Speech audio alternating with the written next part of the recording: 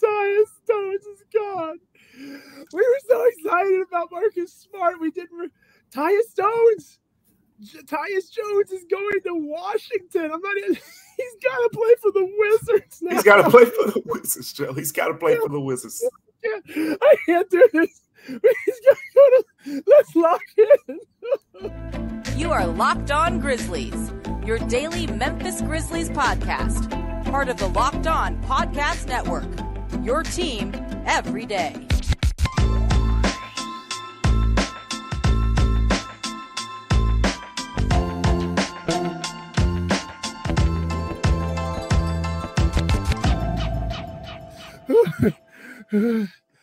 Cheer up, Joe. Cheers.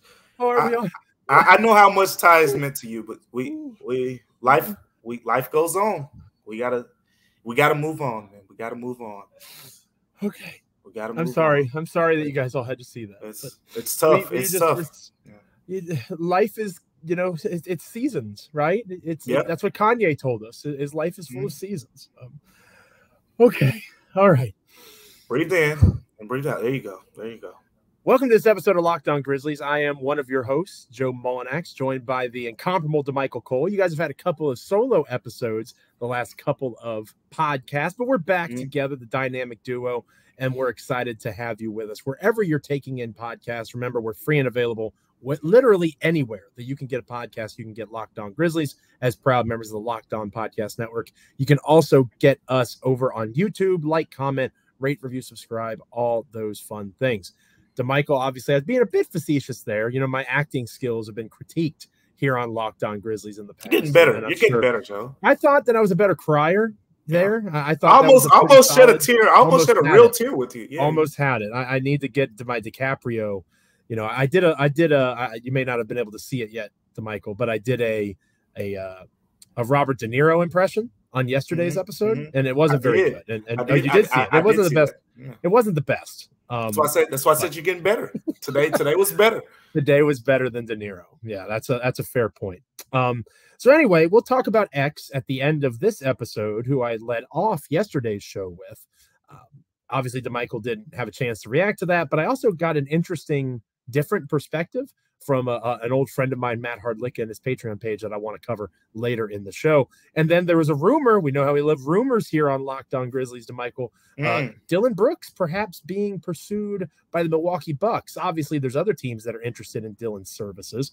It's very in vogue to make fun of Dillon Brooks. He's actually still a good basketball player, and teams are going to want him to play. But Milwaukee was interesting because that would involve a sign and trade, you'd have to imagine, given Milwaukee's cap situation. So lots of interesting things. That's assuming they want Chris Middleton back.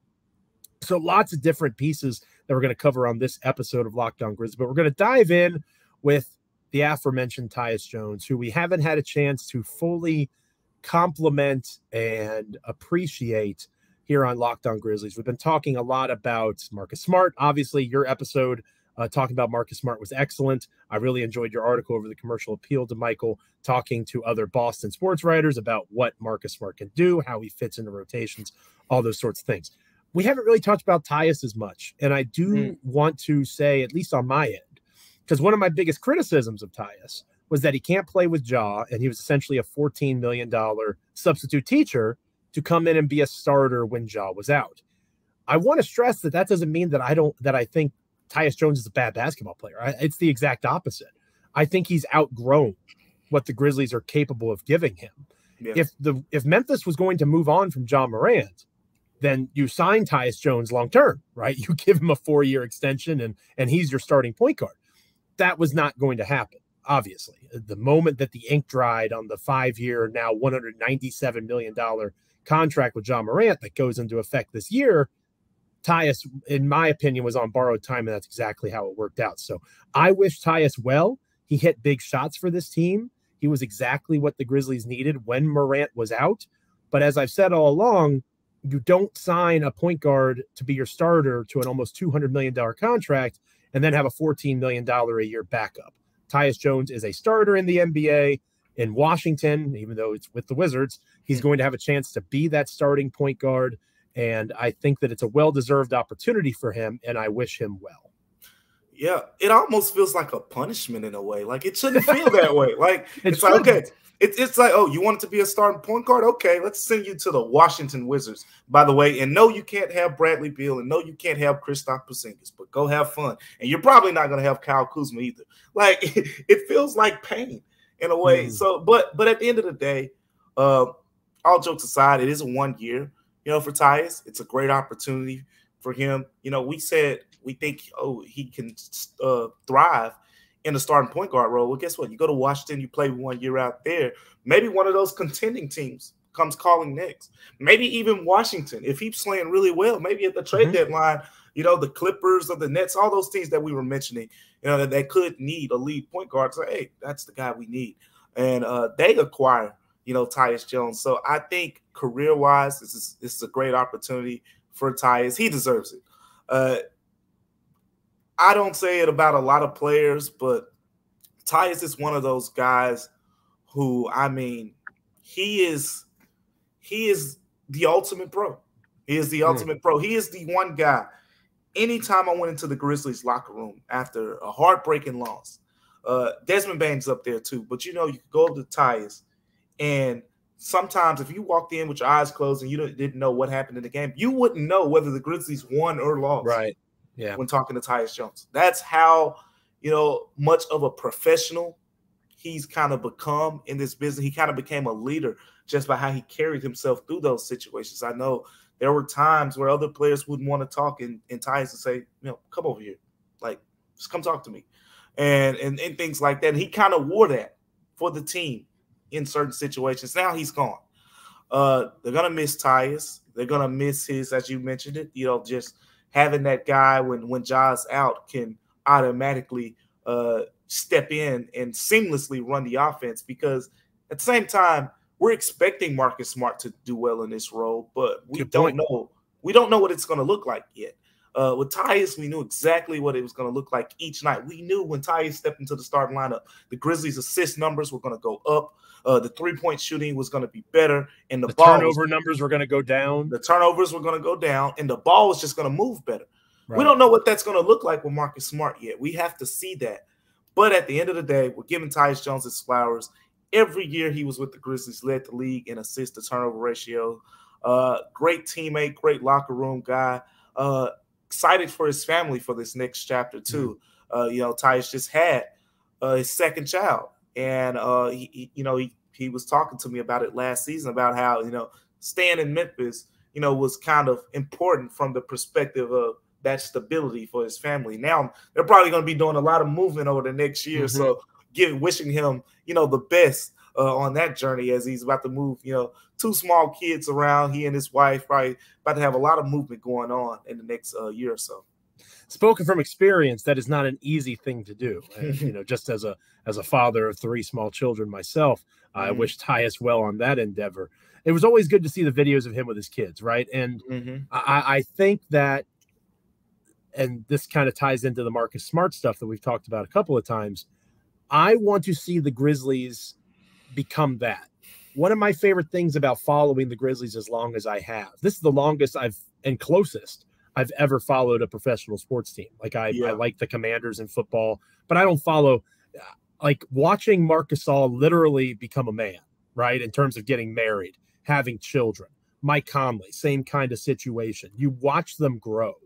And basketball is unique to football in that way because there's just so many more people, right? It's not as personable as basketball. Even fandom from afar, it feels like you know them more than you actually do. Yeah. And you actually know Tyus from interacting with him, being in the locker room with him. I think I've met Tyus maybe one time. He wouldn't know me from Adam unless he listens to Locked On Grizzlies, which maybe he does. But my point is, I feel like I know him because I see how he interacts with his kids, all the media availabilities that he did with you and with others there in Memphis. I mean it as a compliment. And I hope that Marcus Smart is similar in that way. I hope that continues in Tyus's absence, because that is a strength. I've been calling for an adult in the room.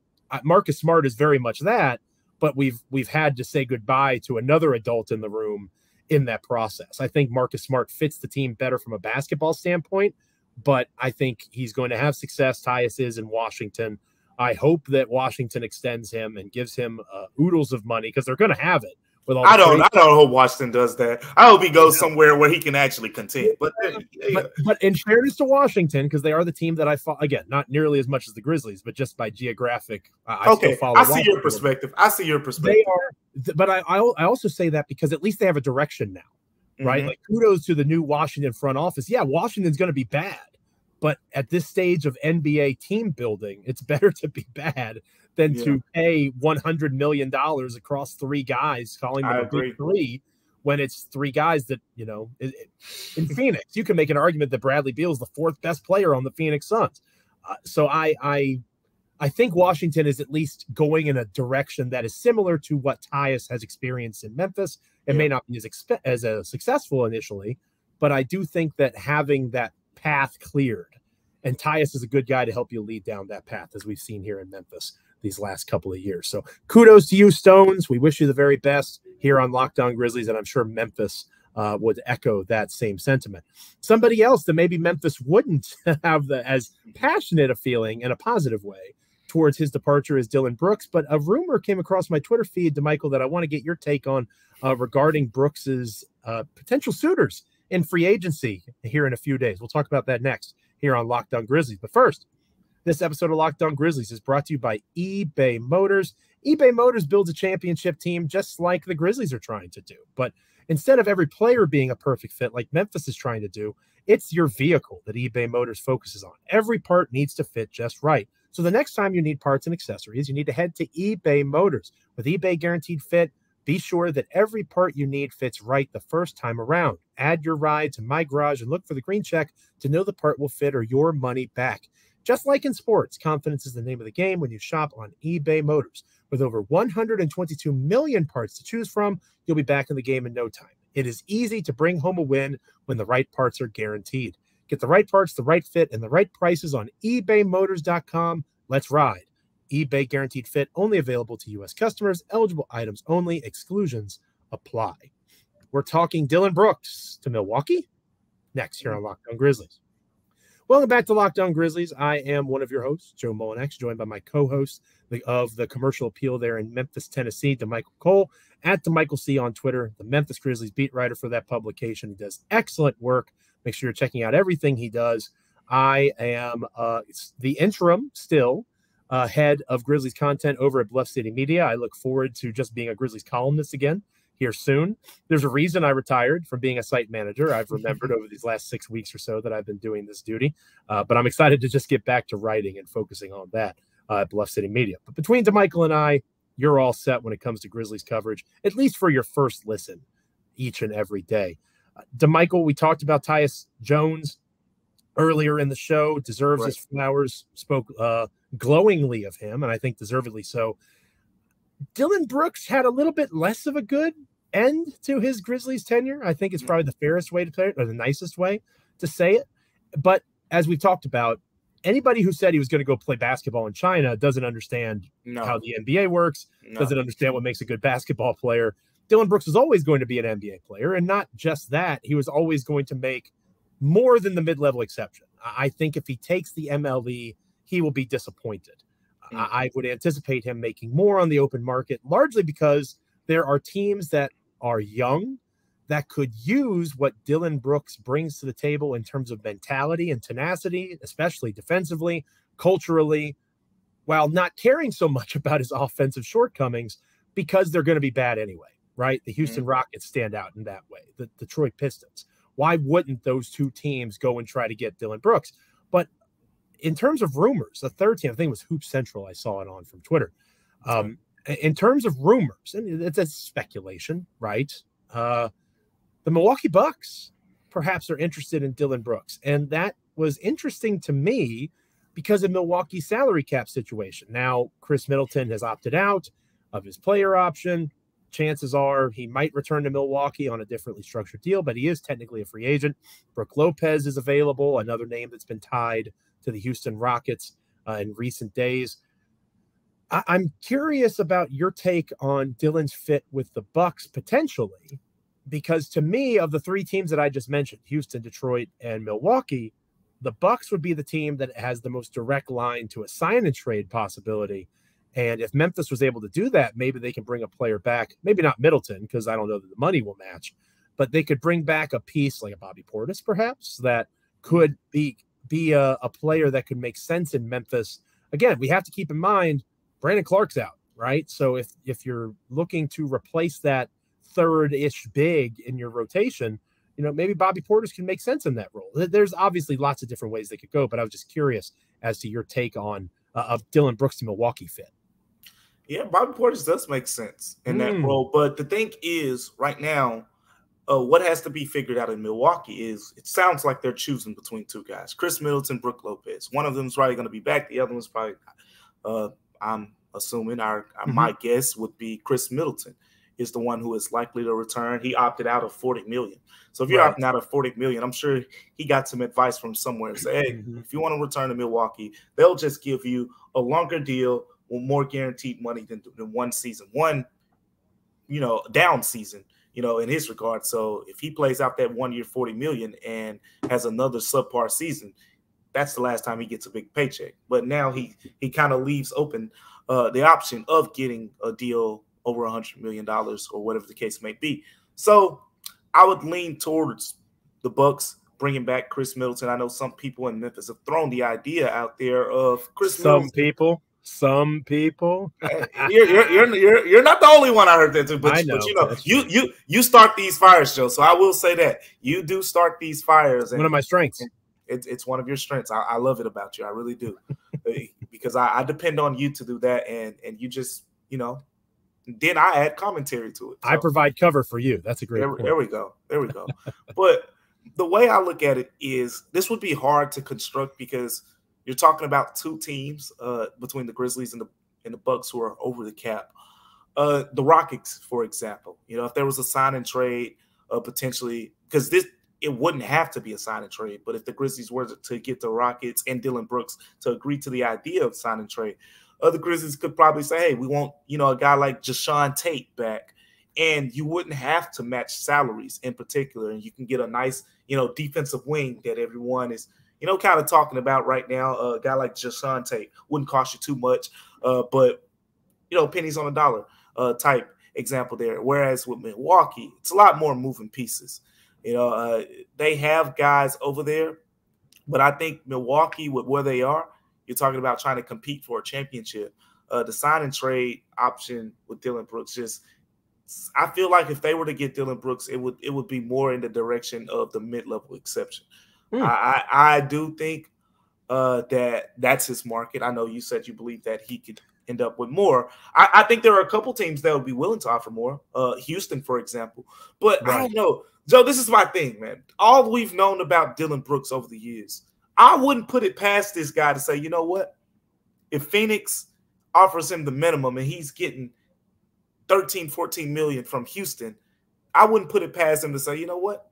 I'll make $2 million for one season to go compete for a championship. Or not even Phoenix. Go somewhere for a mid-level exception, somewhere like Miami or something. So, you know what? I can go get the MLE here and compete for a championship. I take that over a big payday.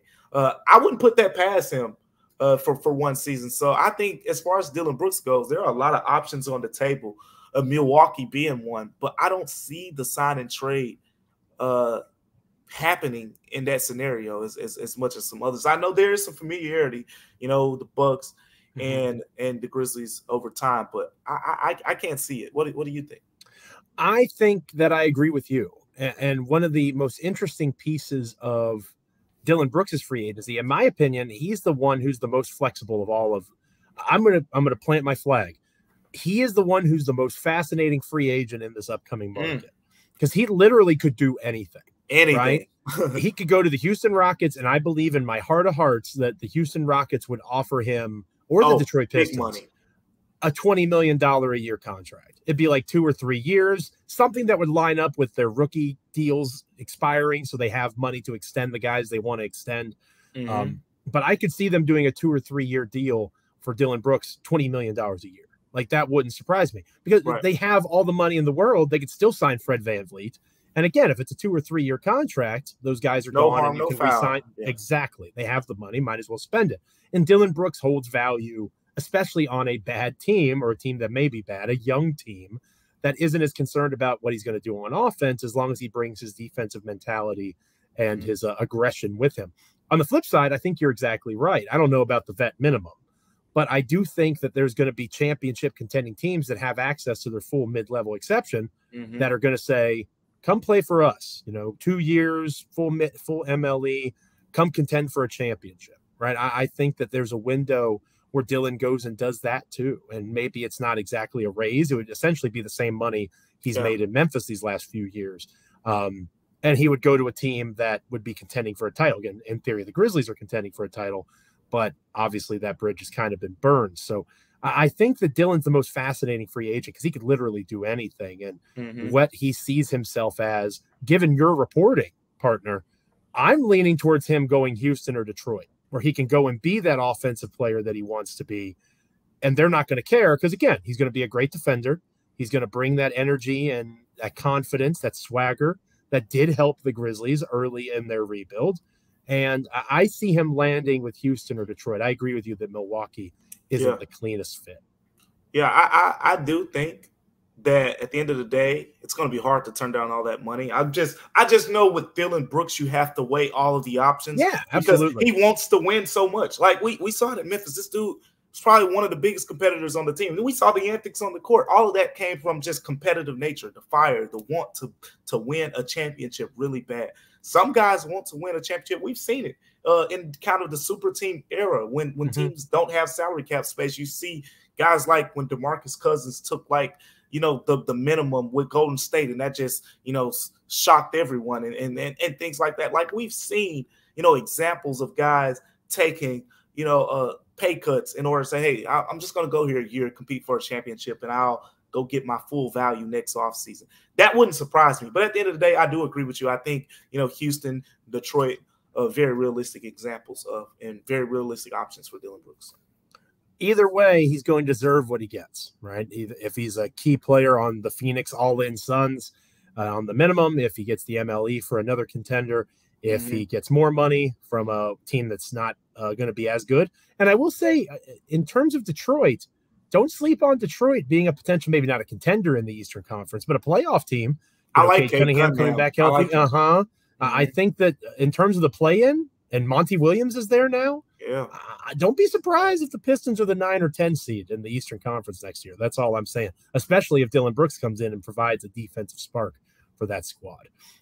Somebody that is definitely going to be able to provide a defensive spark for the Memphis Grizzlies is Xavier Tillman. I talked about his defensive versatility yesterday on Locked On Grizzlies.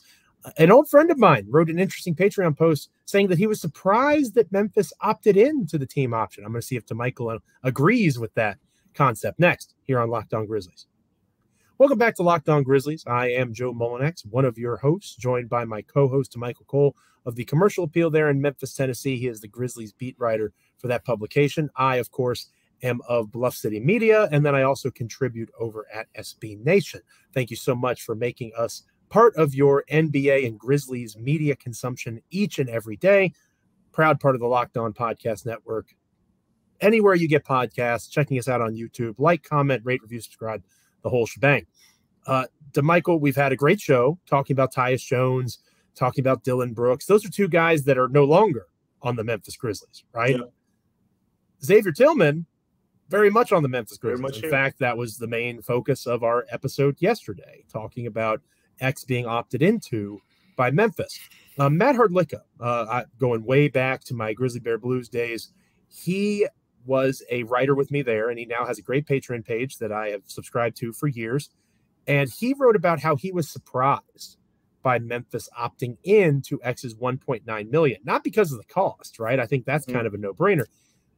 In terms of contract structuring, if they had opted out of the team option, that would have made X a restricted free agent, and the Grizzlies, in theory, could have negotiated maybe a more team-friendly extension. Now that they've opted in, while they may still have bird rights for negotiation purposes, maybe can have an extra year in terms of free agency. Now he'll be an unrestricted free agent, I believe, is how the contract works. And that is what Matt was surprised by, the fact that now they've taken the short-term game of a $1.9 million opt-in as opposed to an extension. And because of that, X could, in theory, walk for nothing next summer. Do you subscribe to that logic? Because I didn't really think about it like that. To me, the way that Matt explained it, I almost think that they opted in for the lower number this year because they're going to they have another move up their sleeve, whether it's a sign and trade, whether it's signing a free agent, and they want to avoid the tax as much as possible. That's what, after reading this, it made me kind of feel. But I was curious, again, anything you want to say about X in general, since you weren't with us yesterday. But that particular question, were you surprised by the team option opt-in, knowing the restricted versus unrestricted free agency piece? Well, as we kind of said leading up to this, wasn't surprised at all, in any way that the team was going to pick up this option. I mean, you saw when we were recording episodes, I basically was assuming that the roster had 14 out of 15 spots already taken up, because you were just assuming. I mean, a $1.9 million option for a guy who started, 29 games last season, a guy you depended on to guard LeBron James in clutch situations, guy you had guarding Kawhi Leonard, in clutch situations, and, so forth. Like, this was a big piece to the Grizzlies in the second half of the season, and you had him for $1.9 million. Easy decision. Now, getting to what you were just referencing, if you decline the option, you risk another team, and I don't think this would have happened, but it's what you risk when you go to a guy in restricted free agency. You risk someone outbidding you potentially for his services, or just saying, hey, we want to front load this contract, and he, agrees to the deal in principle. The Grizzlies have so many days to match, and they just, agree not to. That's the situation that's about to happen in Brooklyn, right, with Cam Johnson. Of course, Brooklyn wants to bring Cam Johnson back, but you better believe the Pistons or someone out there is going to throw a fat number at him and really make the Nets think twice about their decision. Right. So with all that being said, making him a restricted free agent this year and adding more dollars onto that contract means you put more money onto the books for this season. While you could just sign him for $1.9 million on a friendly team option, and you're probably going to get well above $1.9 million value this season. But you also still have the option of a contract extension going until the upcoming season. So as we're talking about extending Desmond Bane, there is the possible chances of Xavier Tillman being extended. I know for a fact that Xavier Tillman is very much interested in a contract extension. So if the Grizzlies were to pursue that option, I think it would be something done in short order. So that's sorry to interrupt you. For the sake of clarity, just because he's opted into the team option, can they still negotiate an extension beyond that? Yeah. Like this summer, like starting on Friday when the window opens. Yeah. Yep. Okay. All right. I believe they have up until early in the season. Pretty much the Brandon Clark situation last season, and all those guys, Steven Amsel, and whatnot. But I don't think the new CBA language has changed much in that regard. But that's what pretty much I expect. I expect that there is a chance that he could be extended.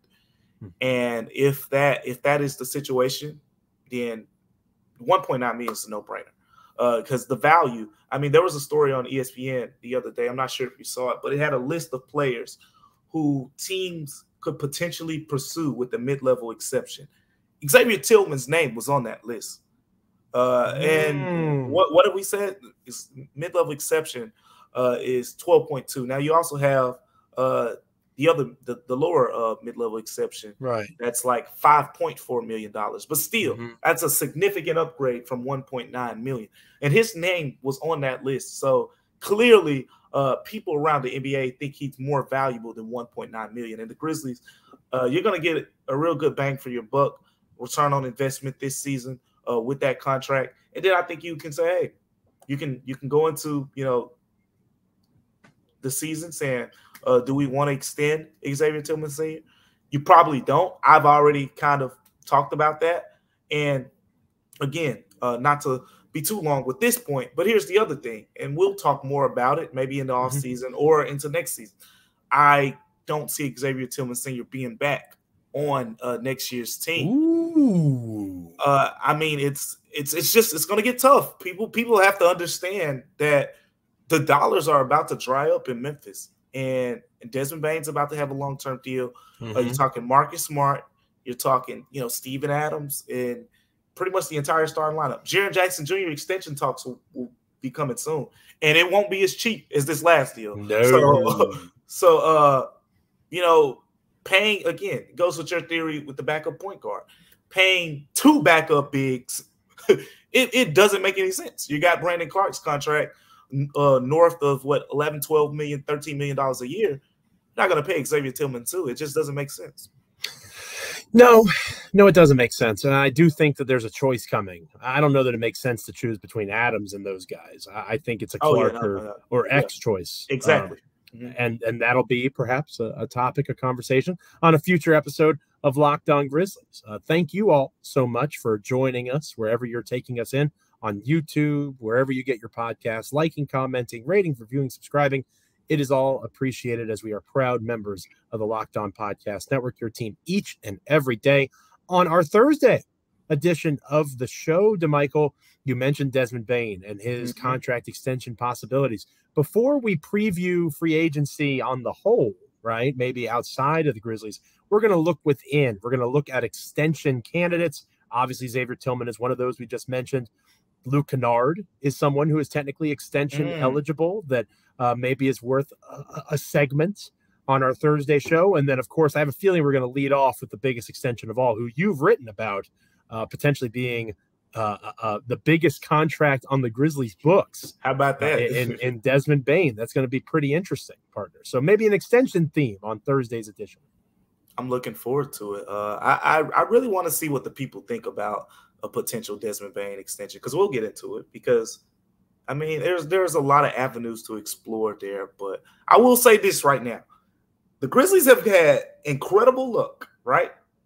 Jaren Jackson Jr., you wait one more year, that's a max deal. Ja Morant doesn't get in any trouble, that's a super max deal. Yeah. So there's been some good luck had. So even if you have to overpay a little bit for Dez, suck it up. Especially if it nets you that 5th guaranteed year like they got with Morant. And we'll talk. I don't want to kill the lead. We'll talk more about that on our Thursday edition of the show. Again, thank you so much for checking us out, liking, commenting, rating, reviewing, subscribing, wherever you're getting podcasts, as well as on YouTube. Damichael and I will be back with you on Thursday. Until then, stay safe, have some fun, enjoy yourselves, and we'll be right back here with you for a new episode of Locked On Grizzlies.